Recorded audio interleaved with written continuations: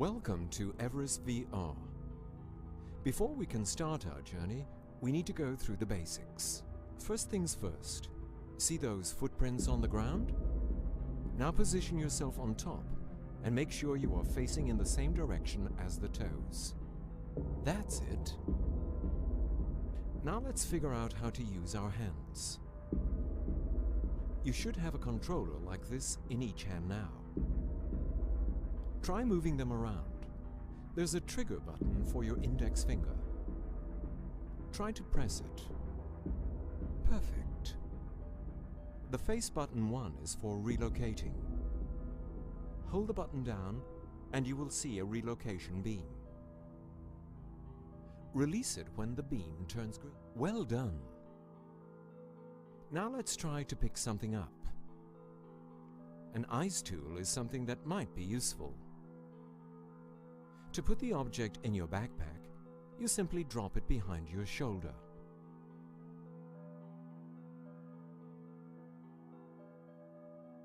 Try it now. That's it. Ascenders are used to safely overcome difficult obstacles. You can grab them with your hands and slide them along the rope.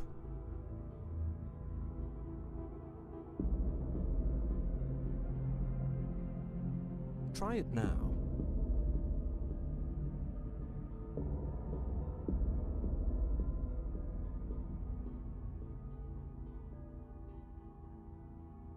Perfect. Let's look at the carabiner. It can be clipped onto a rope for safety. To use it, grab the carabiner and release it on the marked location on the rope. Try it now.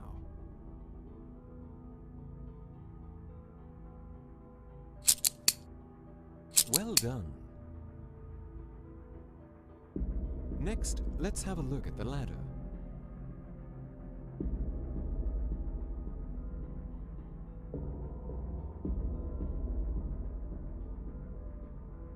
To climb up, just grab and pull down, one hand at a time.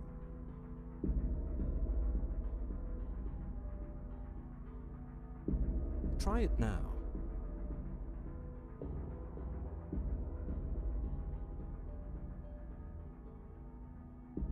Well done. One last thing.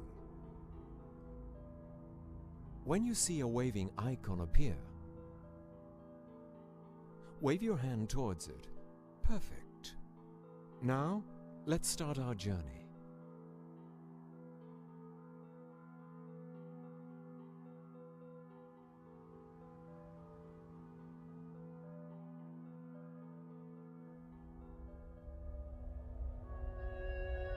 She has many names.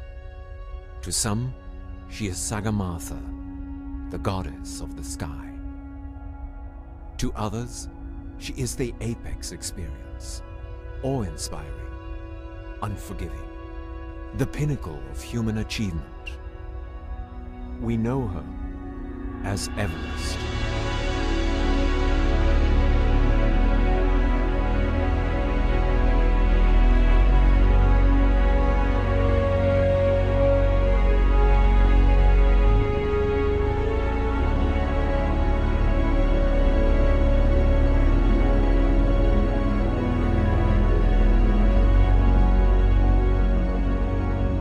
To conquer her will require patience and endurance. Though the final ascent to the top of Everest only takes 24 hours, summiting takes weeks of adjusting to the extreme height.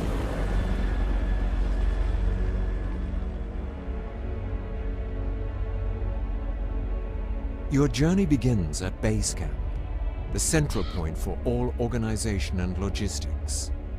There, you must pay your respects to the mountain gods. At the start of every season, the Sherpas hold a puja ceremony to bless the expeditions, the equipment, and the climbers by offering food and burning incense. During the ceremony, if a crow lands on the pole at the altar, it bodes well for you and all those who will be climbing the mountain.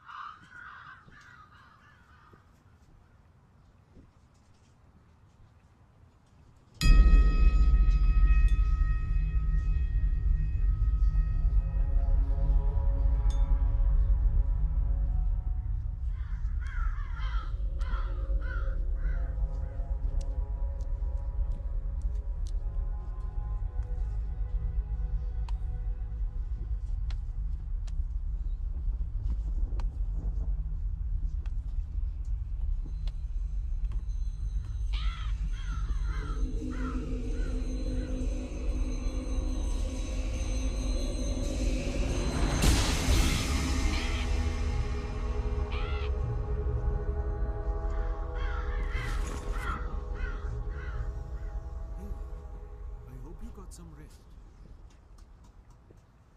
We'll head out and join the others as soon as...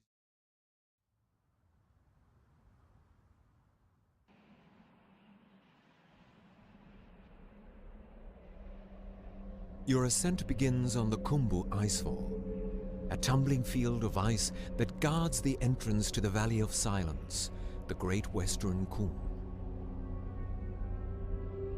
Prone to avalanches, its topography ever-changing, it would be impossible to traverse without the Sherpa. With a new route each season, the Sherpas must also account for the constant motion of the glacier each day.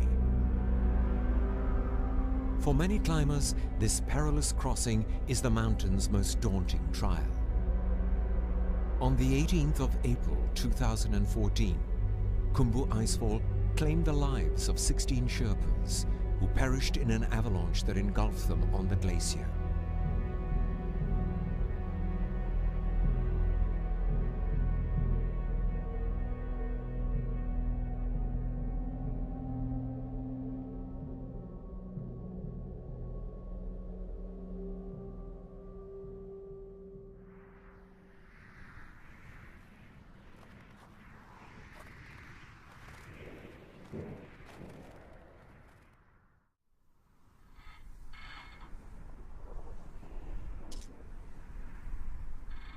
Grab the ascenders and lean forward slightly. The ladder is going to wobble a bit, but it's secure. Trust me.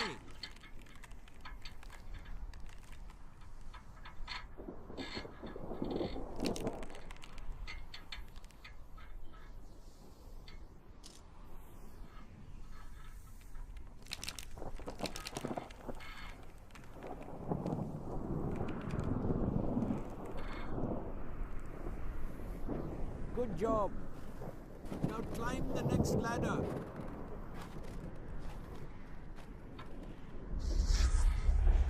Hold on tight. The ice is breaking.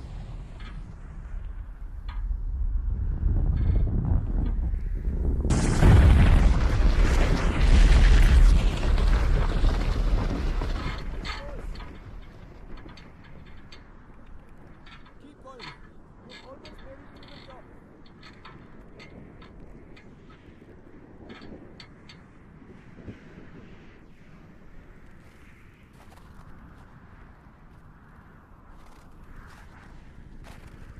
Take a look at that view.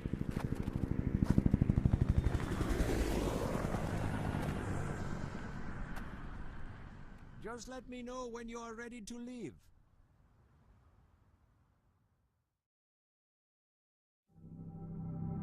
Once you scale the icefall, you reach Camp 1. From there, you must make a long trek to Camp 2, which is situated in the upper section of the valley. Towering ahead of you is the next major obstacle, a formidable wall known as Lhotse Face.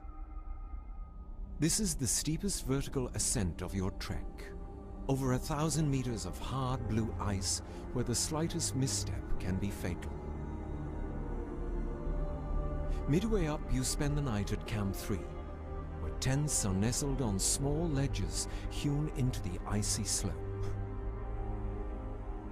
Your reward for this arduous climb is to reach Camp 4 at the South Col, which lies on the boundary of Nepal and Tibet.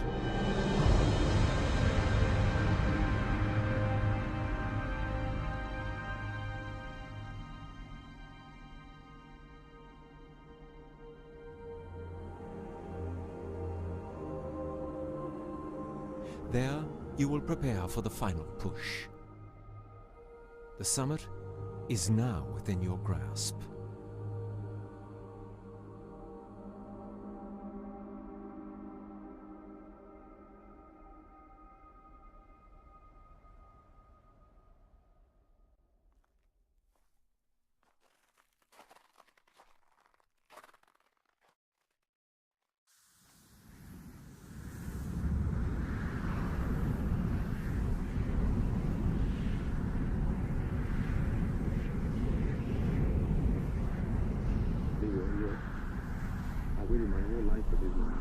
Well, we better hope the weather clears up tonight. This might be my final attempt. How many times will it be in the been up on this mountain 3 times, never made it to the top. 3 times? That's why you made it. Well, the furthest I got was just below the Hillary steps. What happened? We had to turn back. I needed to get my partner down. He'd gotten very sick and was running out of oxygen. He survived? Yeah, just barely. But the thing is, he also saved my life that day. Oh yeah? How so? Shortly after we turned back, the summit was hit by a massive storm that lasted for days on end. No one who summited that day made it back. What is your partner? You keep playing together? We do. He's resting in the tent over there. If I were you, I'd do the same. You're gonna need it. Hold it down.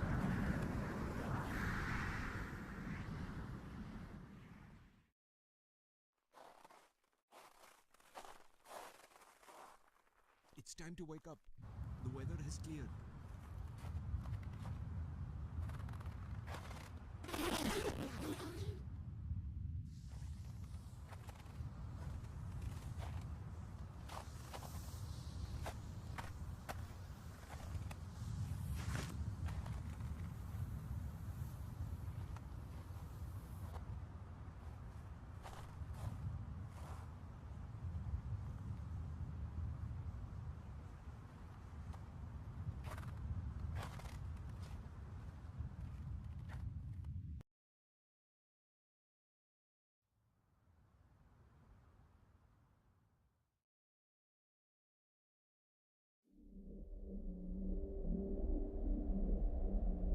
You leave camp in the middle of the night. Your aim? To reach the summit in the late morning. That gives you just enough time to get back down without being exposed to extreme weather in the afternoon. At daybreak, you reach the South Summit. From there, you can see the true summit of Everest. Halfway between the two summits lies the final challenge of your climb to the top. The knife ridge provides narrow passage with a drop of thousands of meters on either side. Make it this far and you've reached the infamous rock face known as the Hillary Step.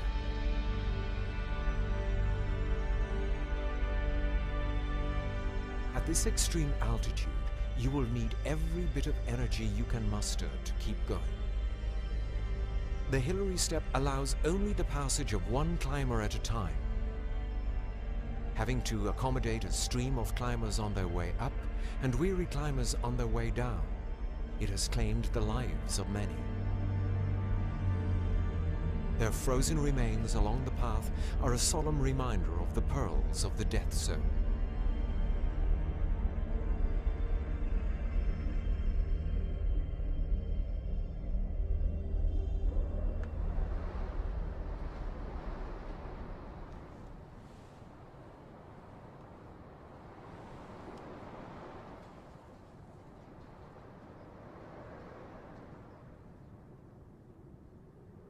Watch your step. Just put one foot in front of the other.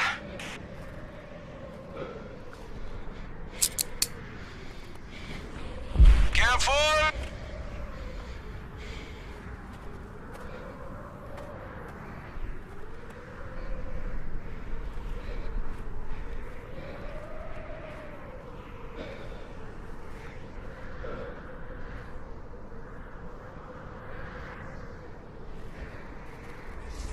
Secure the rope! Good job! Grab the ascenders. Take your time.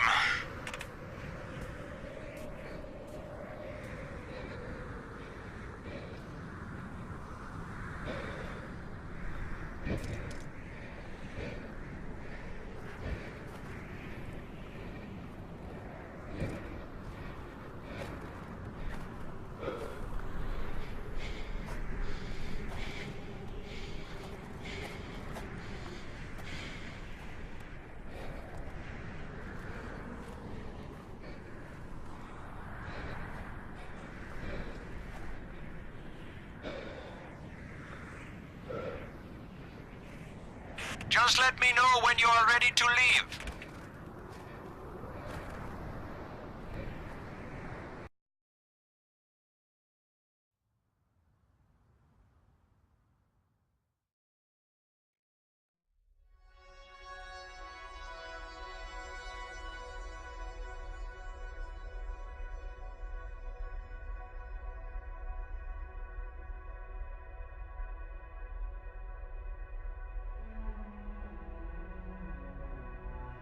The end of the ridge, and the end of the world.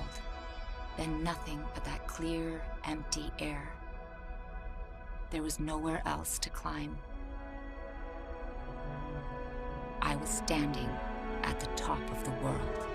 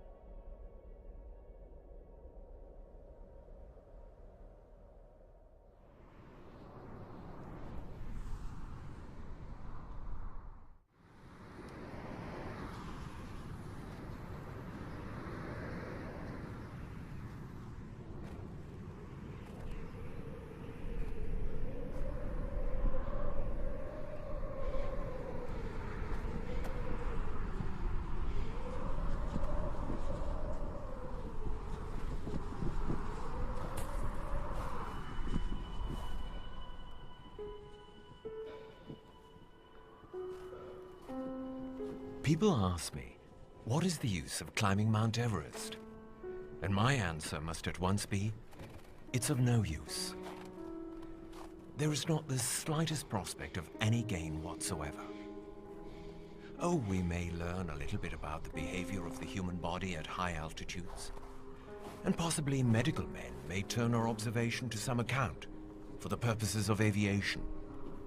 But otherwise, nothing will come of it. We shall not bring back a single bit of gold or silver, not a gem, nor any coal or iron. If you cannot understand that there is something in man which responds to the challenge of this mountain and goes out to meet it, that the struggle is the struggle of life itself, upward and forever upward, then you won't see why we go. What we get from this adventure is just sheer joy. And joy is, after all, the end of life. We do not live to eat and make money. We eat and make money to be able to live. That is what life means, and what life is for. George Mallory.